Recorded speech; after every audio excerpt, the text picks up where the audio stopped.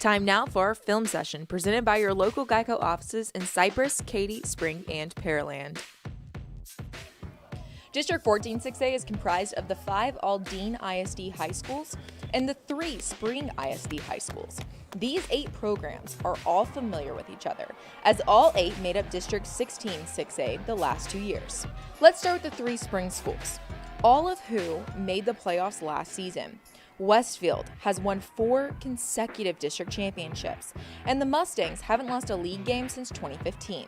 The Mustangs reached the state semifinals a year ago, and they return a number of key players, including the district's offensive and defensive newcomers of the year, and quarterback Cardell Williams and defensive lineman AJ Holmes.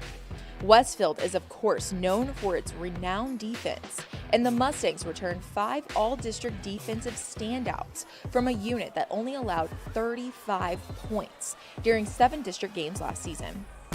Spring finished second in this league a year ago, and the Lions bring back a number of key weapons from an offense that racked up more than 38 points a game during the regular season last year. Look for the dynamic duo of brothers Alden and Caden Bradley to shine with another year of experience under their belts. Speaking of Stars signal caller, Dekaney's Dalen Williams is the reigning district MVP after racking up 31 total touchdowns as a junior. Williams should have good protection up front as well, with the Wildcats returning a pair of all-district offensive linemen. MacArthur is fresh off its first playoff berth since 2007, and the Generals have plenty of reason for optimism under third-year head coach Wayne Crawford. Matt can build around junior quarterback Rashawn Jackson, who was a second-team all-district standout a year ago. Look for the Generals to compete for a postseason berth once again in 2020. Eisenhower just missed the playoffs after finishing in a 3-way tie for third with Dekaney and MacArthur and falling on the short end of the tiebreaker.